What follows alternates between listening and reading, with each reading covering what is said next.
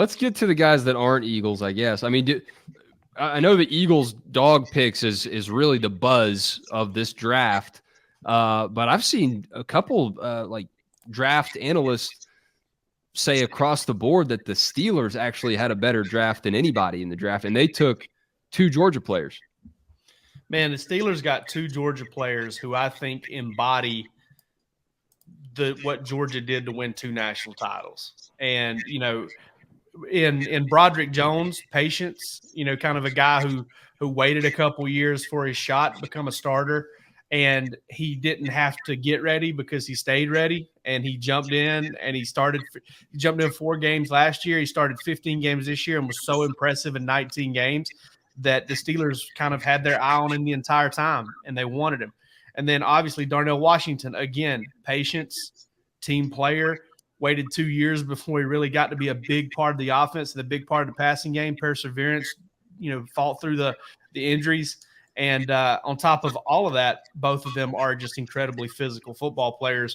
I still think when you look at, you know, the first 5 picks going to the state of Pennsylvania, I mean, the Keystone State just bringing dogs to it in general. They're not too close together, so don't think you're going to make your little road trip up there and go see both games in one day. This isn't the Bourbon Trail. I don't know if they – I mean, how close Tobacco are they? Road, baby.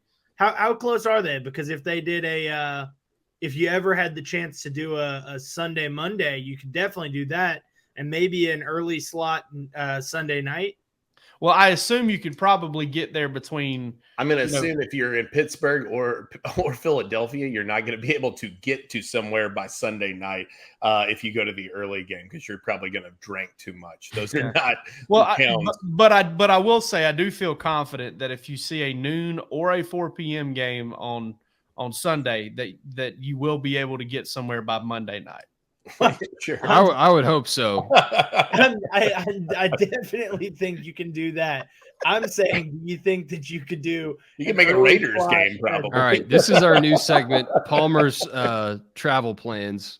Also, too, Jake, Palmer Tom's geography teacher. Jake, I will say too. I think Broderick Jones to Pittsburgh, to me, Lithonia, Georgia to Pittsburgh. I think that's a good city mashup too. Yeah.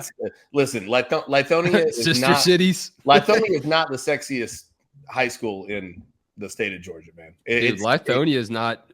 No one's ever said anything sexy about Lithonia. If you are, he got it out the mud. I said that on the board the other day. Like I went over there. Practice field's a little bit rough, man, but they get it done. Those Bulldogs are impressive over at Lithonia, and I'm glad to see it. I think that's a really nice marriage for both. Yeah, I'm going to bet that Wes had a nicer practice field at Collins Hill.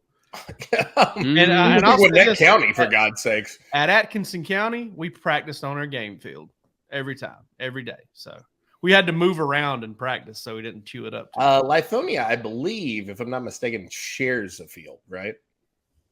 They've got to be a rotational. They don't have it on campus stadium. Yeah, those DeKalb County schools, shifted around. Randall Godfrey and all that. Yeah. No, we were the only Gwinnett County school, Collins Hill, that did not come with a field house or have the earmark to have a field house built. So we had to raise funds to actually get a field house. So, hey, Wes, didn't y'all's uniforms look like the Philadelphia Eagles a little bit? Yeah. Okay. I thought, okay, that just popped into my head for some reason. Now we need to ask Palmer. Hey, Palmer, which of the 3 turf fields, and which of the 3 grass fields were your favorite at Montgomery? Yeah, the shrimp. Where was the shrimp cocktail the best? What day of the week did they serve lobster tail? Which indoor practice facility was the best? We did not have an indoor practice facility when I was there. When you were there, guys. When I was there. I am gone, and they have one. All right, so someone asked on the board. We got a lot of new people. Half the schools in Georgia have an indoor practice facility. It's not like that, dude. It's not like you think it is. Not half. I would say probably more like that. That was an exaggeration, but the ones you know, though, do. Yeah. Someone on the board asked which Dogs player landed in the best situation for him. And Jake Rowe, I know we've already addressed tonight. It's Jalen Carter. So yeah, holistically, I think that's got to be it. I think it's Stetson. I'm not laughing at you. I'm laughing at Tomahawk Dog. says, I like green because I'm still living in the past. You're not wrong about that. Why is Stetson Bennett in the best situation, Palmer? I think it's Stetson because you're going into a situation. Look, that's a position where guys, it's a little bit cutthroat where, if you're a younger guy coming in to back up a veteran guy who may not be on his way out, he may not want to share the trade tips with you. Let's all face it. Stafford is out of this league. Oh, Stafford's going to haze the hell out of Stetson. But Stafford's going to help Stetson. Stafford is on his way out of the league. I think to some people it's probably a surprise that he's still playing in this league. He's out of it here before too long. And you absolutely know that he would love nothing more than to help a guy who grew up like he did at Georgia. And obviously there's differences in, how those two came to Georgia and, the notoriety that they came with. But, I think that, and the notoriety that they came out of Georgia with. But I think that, you're coming into a situation where you're not going to be asked to play right away. You're going to be able to sit and learn from somebody who's done it incredibly well at, the highest level for a long time now. He's going to be willing to help you. And ultimately, I think that there is an opportunity to, a passing of the torch from one dog to another. And he's got a history of injuries the last couple of years. There's a strong chance that Stetson gets to play this year. That's the one reason why I don't think it's a great fit is because I do understand that argument. Like Stafford has been a little bit fragile. I don't, Matthew C points out, he steps into the backup role. That's fine. Where he's at right now doesn't matter because if he hiccups during OTAs or whatever gives them a reason to, they're going to have no problem pushing him to third, demoting him to practice squad, cutting him, putting him on practice squad, all of that stuff. So that's I don't know about that though because they'd have to find somebody else, and that's what I'm saying. There are experienced backups in the NFL. Not a lot of people sit there and draft their rookie. They try to draft a guy that's had a little bit of thing. But listen, I believe in Stetson. It's not that. I go back to what Amari DiMercato said about at the national championship thing. He grew up where that stadium is and his mom's car got stolen and stripped down. That's a bad situation. I don't think you want to get your car stolen and stripped down there in that Los Angeles, right around that stadium. So Stetson's Ford Raptor. He needs to keep the club in it or something. He doesn't need to get it stolen. No, Jalen, I think it's the easy pick, but I think Broderick has a real chance to be a stalwart on that line in Pittsburgh. I think that he's a guy who fits in there well. I think, like I said, the attitude's similar. He's come from a place similar. He's a guy who has waited his turn. He's cool to do that and was just tremendous at Georgia. Jalen, yeah, for sure. It's a slam dunk pick, but I think Broderick's in a really, really good situation for himself moving forward. I want to reel off. I'll go Darnell Washington. I'll take the other Stiller. I want to reel off a few things on Jalen's thing though, real quick. Yeah. All right. How often do you get picked at number 9 by a team that good? First of all. Oh yeah, sure. That's what's crazy. Yeah, you get top 10 money, but you get to go to an elite franchise, at least elite for the time being. John brought it up a while ago. They've had their ups and their downs, their bad seasons, not a ton of them. It's a consistently really good franchise. Right now, it's in one of its elite phases. So that's one.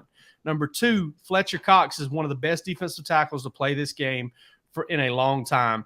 He may only have to sit behind him for 1 year, but how valuable will that 1 year be? You talk about the leadership in that locker room. You talk about having your boys. Listen, Jordan Davis sat in skull sessions with him. He knows Jalen Carter's why. Nakobe Dean knows Jalen Carter's why. Keely Ringo does as well.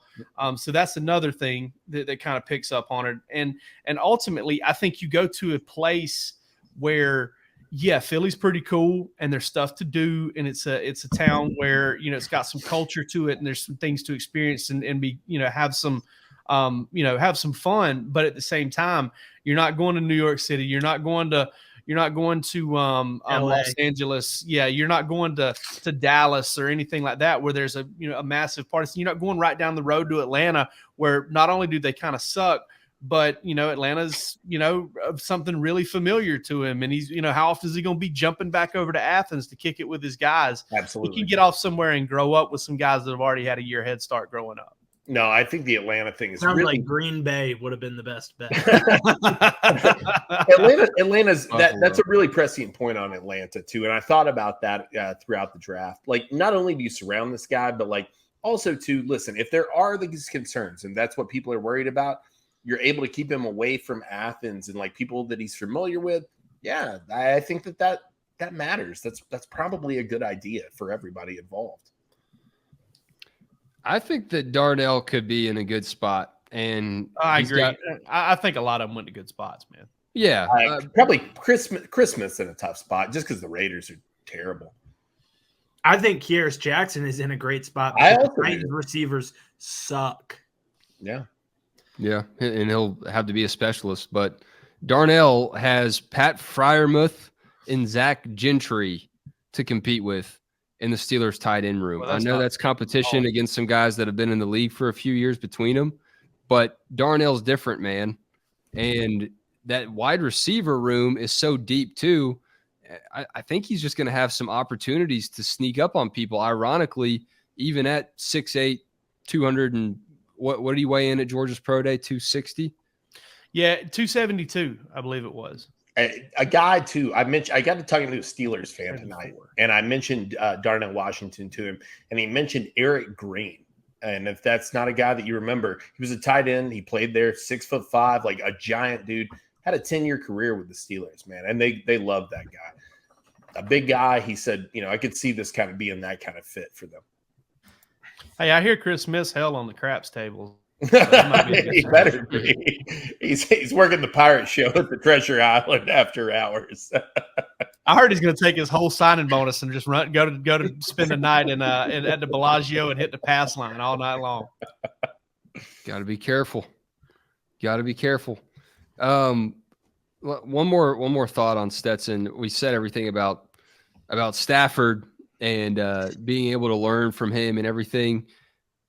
You had a piece today about Stetson being in the plans for the Rams all along. Now, it's really easy to say, and I was talking about Palmer.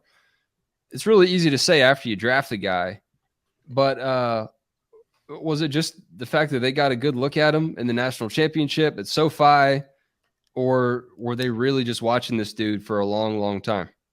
Well, so it was interesting listening to their general manager, Les Snead. He was talking about, how he kind of came onto their radar. He said, when we were watching the top defenders in the SEC, we said, let's go watch him play against Georgia because Georgia's got a great offensive line.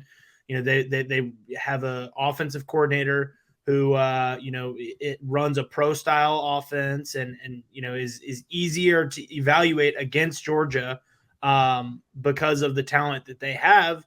And he said he continued to come away from watching those SEC defenders play against Georgia, being like, why is this guy not being more highly, touted? People are saying that this guy's just a manage the game type quarterback. This guy can move. This guy, can buy some time. He can anticipate throws. He was a weapon for Georgia is what Snead said. So I don't know. I think with the Rams situation, knowing that they have a Super Bowl winning quarterback who has played good football not all too long ago when he was healthy, they weren't looking for one of those top 3, 4, 5 quarterbacks. They were looking for a backup quarterback to Matthew Stafford because quite literally Matthew Stafford was the only quarterback that they had on that roster. So they knew they needed a quarterback, but they didn't need somebody that was going to step in and play right away. I think with Stetson, they got a guy, he kind of fell into that tier of, hey, this isn't a guy that we're expecting to start day one. And they felt like that he was the best among that tier. He's proven it. He's proven it against great competition. And I think that, Sean McVay said because of the way that his journey has been, because of the way that he came to be the starter at Georgia, people don't see him quite as high You know, they don't give him credit for being as good of a football player as he is.